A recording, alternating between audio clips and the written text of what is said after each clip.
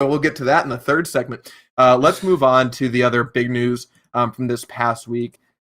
A lot of draft declarations from USC, 5 of them so far, and we haven't even heard from Tyler Vaughn's yet, which it's coming. Technically has an extra year of eligibility, but he's gone. So let's count. Talanoa Hufanga, Elijah Vera Tucker, Elijah Griffin. Who am I missing? Amon-Ra St. Brown.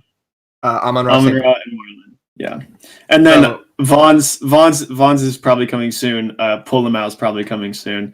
So yeah, fun times.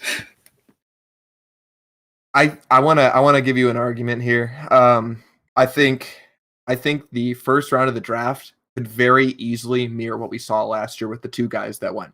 I think 15 is a good spot for Elijah Vera Tucker, and I think early second round is a spot for Amon-Ra, like Pittman went. Yeah. And honestly, if we want to talk about guys that raise their draft stock a lot, Talanoa Hufanga, man. I said it before the season. I got one right. I'm like, this guy's going to raise his draft stock. This guy's going to be a solid pick. I mean, first team All-American, right? Yeah. I mean, that's awesome. Yeah.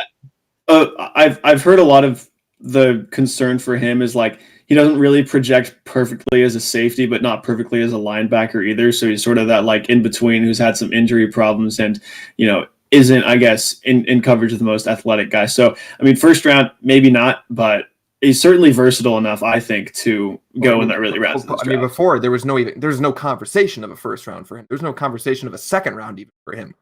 And this year he really upped that. But the thing I want to talk about, I know you want to talk about this because you got your whole conspiracy theory as you always do, is there's a lot of guys that seem normal. Elijah Vera Tucker was definitely gone, right? Yeah. After we saw him play this year, Talanoa definitely gone. Amon-Ra probably gone, right? Yeah. But then you see guys like Tui Pelotu for more or less, and then you see Elijah Griffin, where it's like this guy really could use another year to develop. He's a good corner.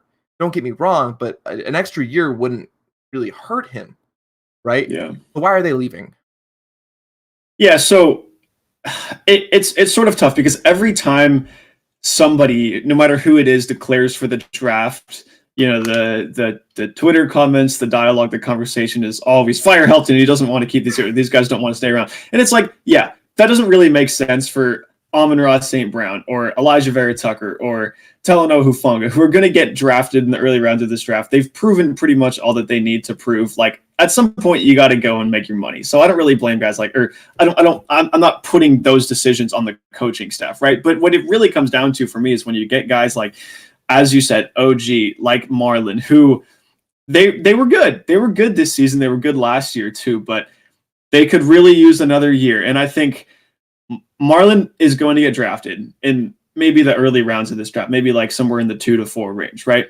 But if you have another year here, I think he has the talent in him to turn himself into a late first round, early second round at the very latest draft pick, even, middle of the first round kind of thing. And then OG, it's not a certain deal that he gets drafted. I certainly hope he does. I think he is definitely probably good enough to do so. But you sort of wonder if he had another year here, if everything was going right, you would figure he would only improve and he'd only be a year older. It wouldn't really hurt his draft stock all that much. So you sort of wonder why they're not doing that. And then you think there must be something going on behind the scenes. Like they just don't feel like they can develop under Clay, under the coaching staff, probably pretty much Helton. And they're kind of taking that and saying, spending another year here would just be a waste of time and not really, improve my stock all that much. Again, this is total speculation coming from me because I didn't sit down with OG and be like, why'd you declare for the draft rather than staying for one more year? But it just seems like if you had a program that had a reputation for taking fringe draft guys, maybe 6th, 7th round draft guys, and turning them into 3rd, 4th round, 1st, 2nd round guys, you would see a lot more of that happening here. And again, for the 1st and 2nd rounders who are pretty much surefire 1st and 2nd rounders, it doesn't really matter because what would another year do for Elijah Vera Tucker? But those guys toward the end, you sort of wonder if they feel like another year spent in college wouldn't really do them all that much.